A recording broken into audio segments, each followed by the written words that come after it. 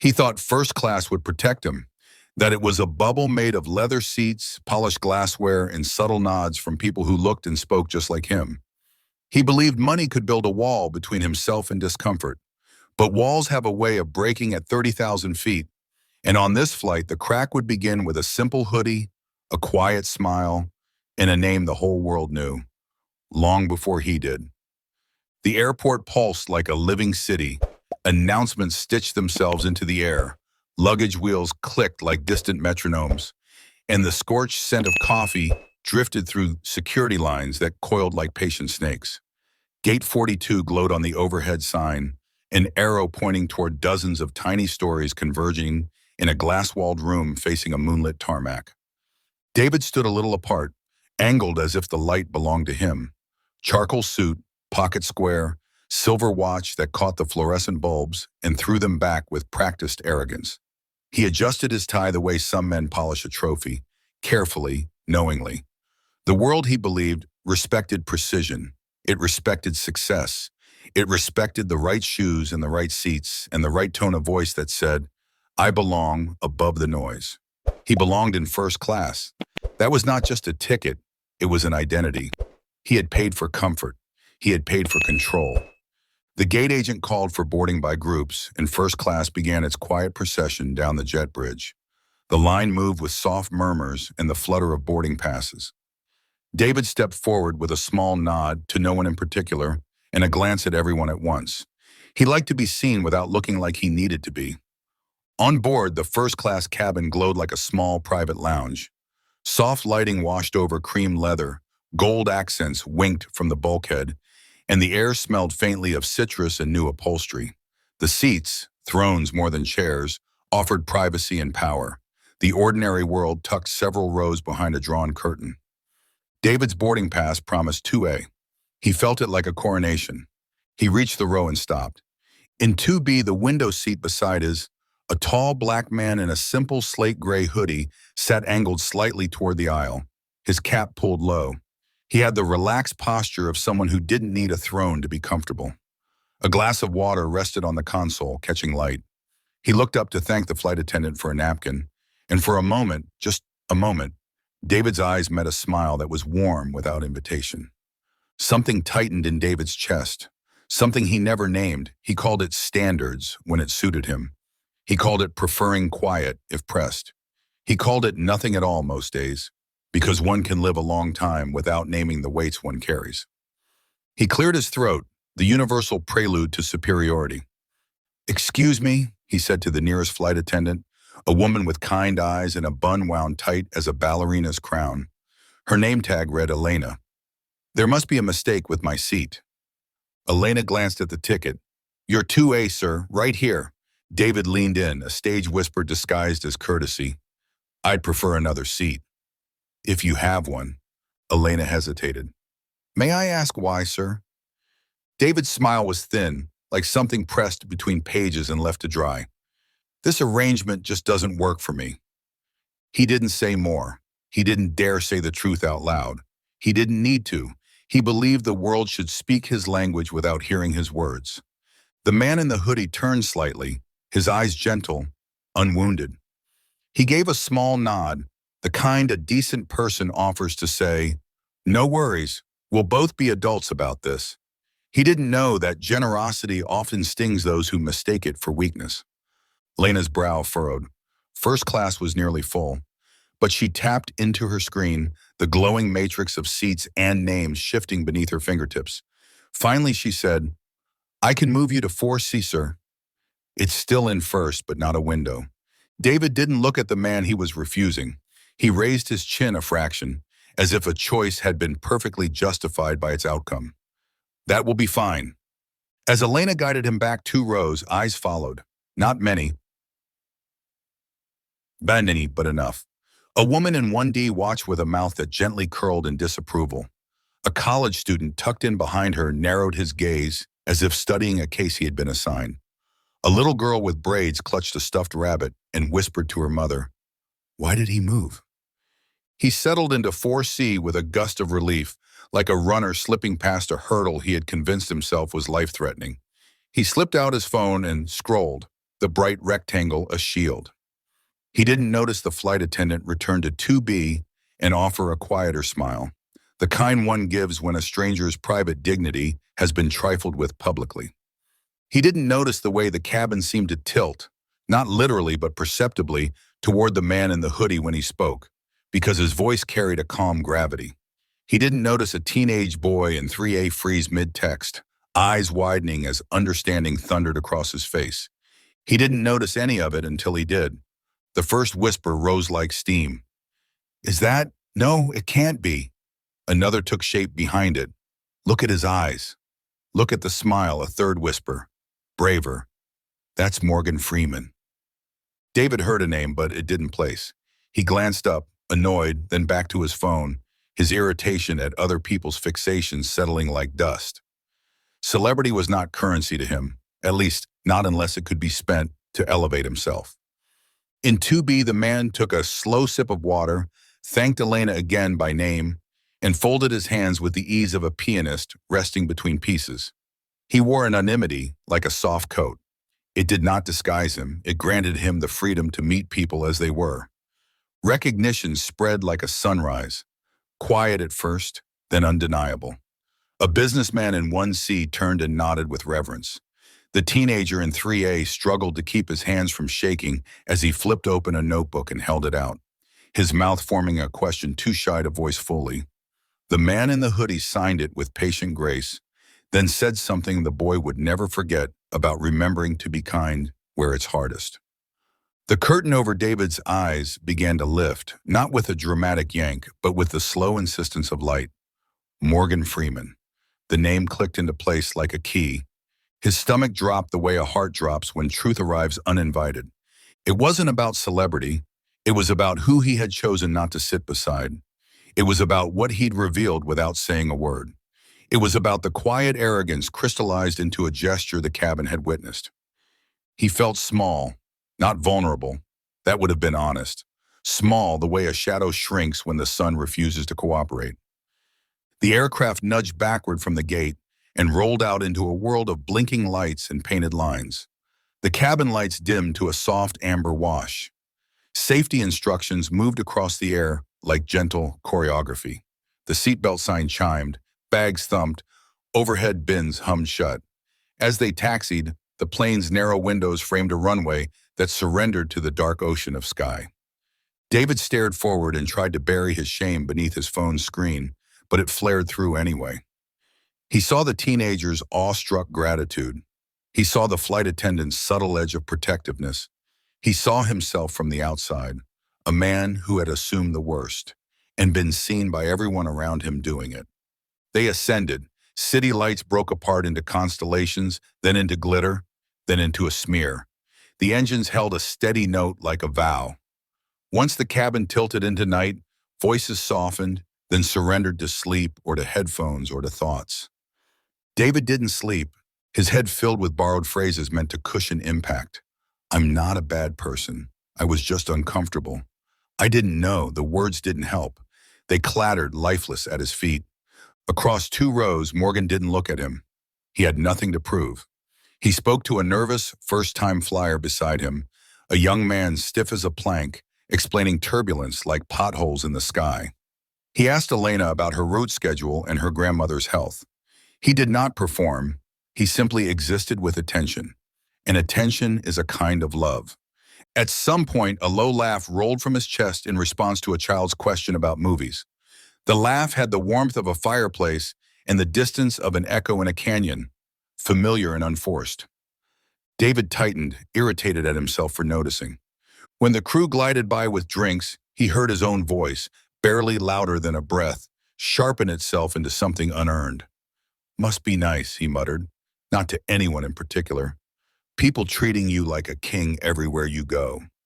He didn't mean for the words to leave his mouth, but words, once created, have their own gravity. Silence followed, not dramatic silence, but the kind that arrives when a truth misses the point entirely. Morgan turned finally to look at him. The gaze wasn't stern. It wasn't even disappointed. It was steady, like a hand on a railing in rough weather. When he spoke, his voice was soft enough to not disturb the sleeping, but it carried. Respect is tested where nobody's clapping, he said. The work is to pass that test when no one takes a picture. There was no anger in it, just a truth laid down like a card on felt. It didn't accuse, it invited. David's jaw tightened. He nodded, once, twice, as if acceptance were a physical motion he could perform into reality. He looked away, and the engines filled the space between them. Miles melted. The cabin sank into the hush of cruise, the kind of quiet that makes a person hear their own heart. Somewhere over the ocean, a boy dreamed of autographs. A woman dozed with her hand on her grandmother's sleeve, and a businessman scrolled through tomorrow until tomorrow blurred. Then, movement. Not dramatic, not cinematic, real. A young mother 3 rows ahead of David sat bolt upright. She fumbled at her toddler's tray table, panic flashing like lightning. The little boy's face had gone red, then purple at the lips. No sound. His hands clutched at his throat, choking. The flight attendant nearest them froze for a heartbeat. Everyone does, once. Then sprang into motion, her voice calm and urgent, calling for assistance as she unlatched the toddler from his seat. The child's mother's hands shook. Tears leapt to the edge of her eyes. David's body jerked without asking permission from his mind. "I know the Heimlich," he said. His voice didn't ask. It announced. He was already out of his seat, already crossing the aisle, already kneeling to the child's level. A memory from a training years ago clicked into place like a lock engaging. Small, precise motions. Modified technique for a toddler. "May I?" he asked the mother, and when she nodded through fear, he turned the child gently, steady and quick. 5 back blows. He counted under his breath like a mantra. 1, 2, 3.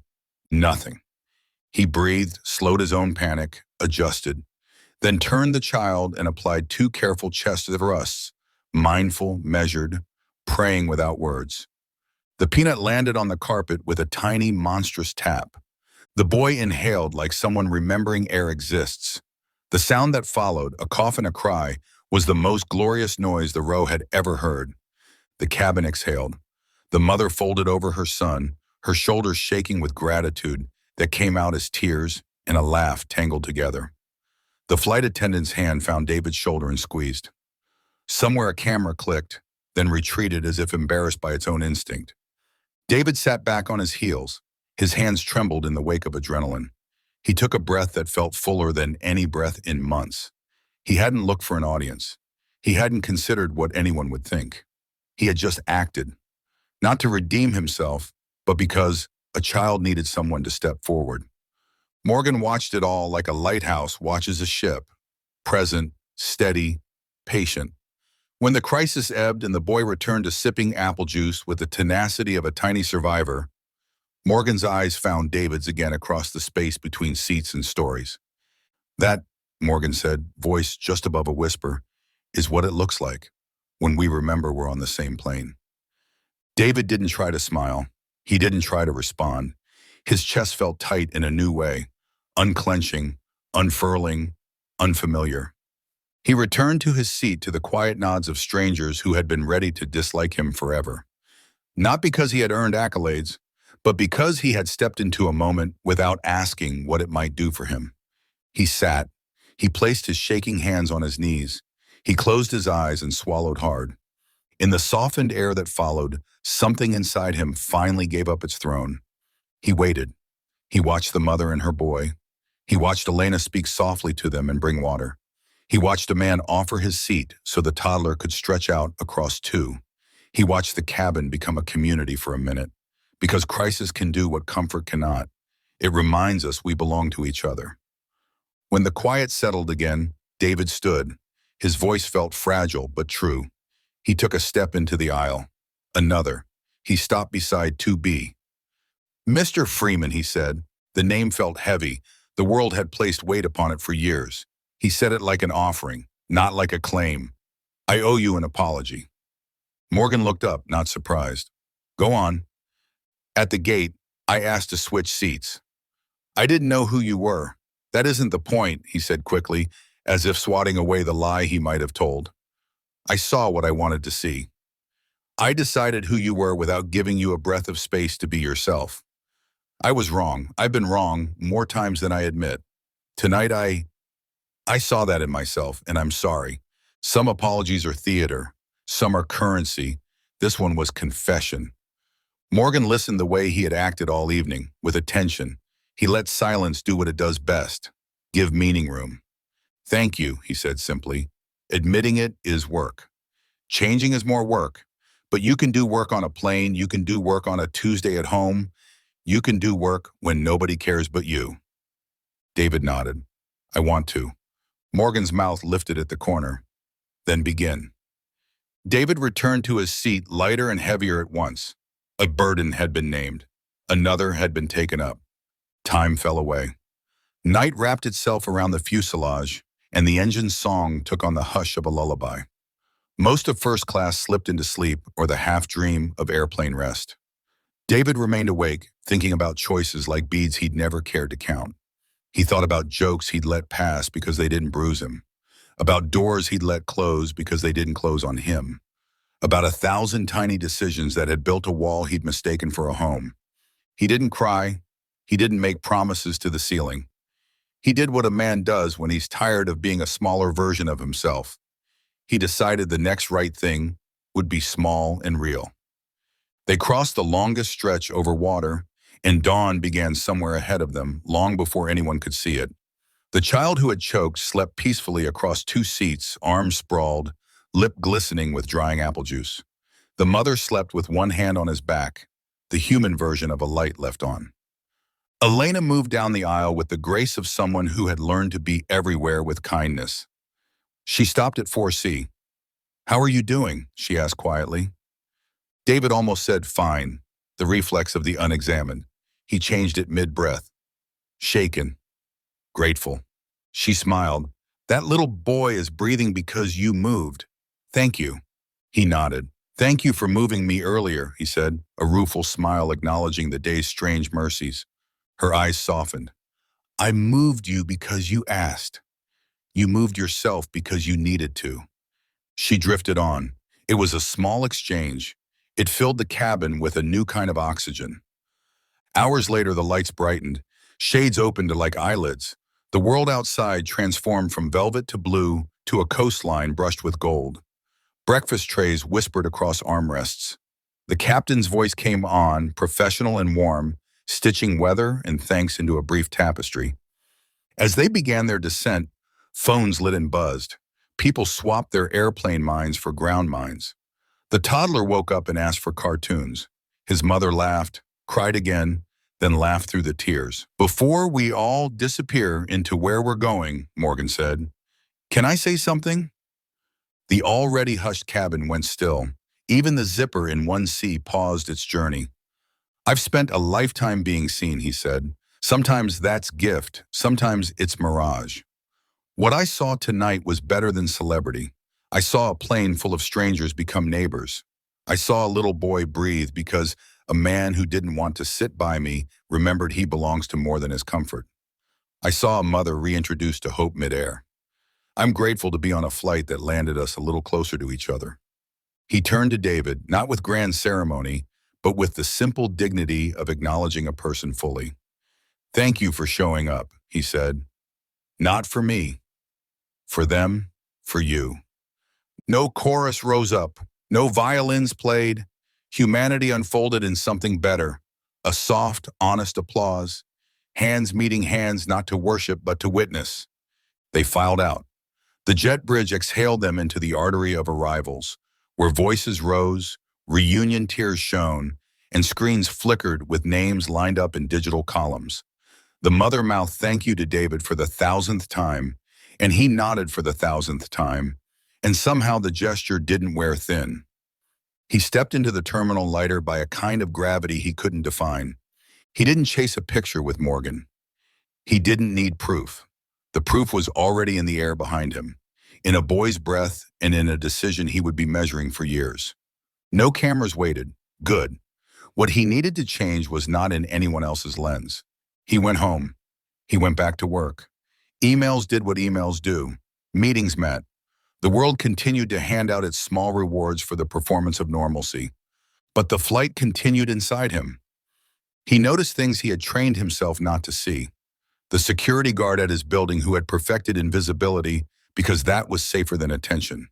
The receptionist who answered everyone with the same cheer but was given less patience when she made a mistake. The neighbor across the hall he had never properly met because they carried different histories in their skin. He changed small things first because that is how large changes stay. He learned names. He listened longer than he spoke. He made space at tables and stepped back from the center when the center wasn't his. He stopped laughing at the easy jokes. He started asking the hard questions. He didn't become a hero. That was never the point. He went to a community center on a Thursday because a friend asked for help with a teen mentoring night, and no felt like a closure he couldn't afford anymore. He met kids who had learned to armor up early, who wore defense like fashion because the world had taught them to. He listened to a boy talk about being followed in a store and a girl talk about being graded on accent, not answers. He realized the flight had only been a mirror. Now he was standing in a room full of windows. He went back the next week, and the next. In his living room one quiet Sunday, he picked up a pen. He wrote a letter, not to absolve himself, to extend gratitude. Mr. Freeman, you didn't owe me anything. You gave me the space to hear myself. This is me beginning. He mailed it without expectation and forgot it on purpose. Weeks passed. Then, on a Tuesday where the sky looked like it couldn't decide between rain and blue, an envelope arrived with no return address, just a careful hand that knew the value of patience. David, none of us is finished. Start small. Keep going when it's boring. Keep going when it's inconvenient. Keep going when nobody notices. That's where the change lives. MF. Maybe it was his. Maybe it was someone at an office. Maybe it didn't matter. What mattered was that the words rang true even without a signature. Months later, David found himself back at an airport. Different city, different gate, same orchestral rush of humanity. He wasn't dressed in armor anymore. Still a suit, yes, but it hung on him differently, as if he'd taken off something heavier first. He waited at a kiosk to print a document, and a man cut in front of him. Old habits rose. He felt the urge to assert, to correct, to perform importance. He swallowed it and let the man go. The line moved a fraction slower. His heart moved a fraction freer. At the gate, a young father bounced a crying baby and apologized to the entire world. David waved him in front of his seat and made a silly face for the child. The crying didn't stop, but the father's shoulders lowered, and sometimes that is the miracle that matters. He boarded. He found his seat. He sat down next to a man with tattooed hands in a story David didn't know yet. This time, he didn't ask for another seat. He asked for a name.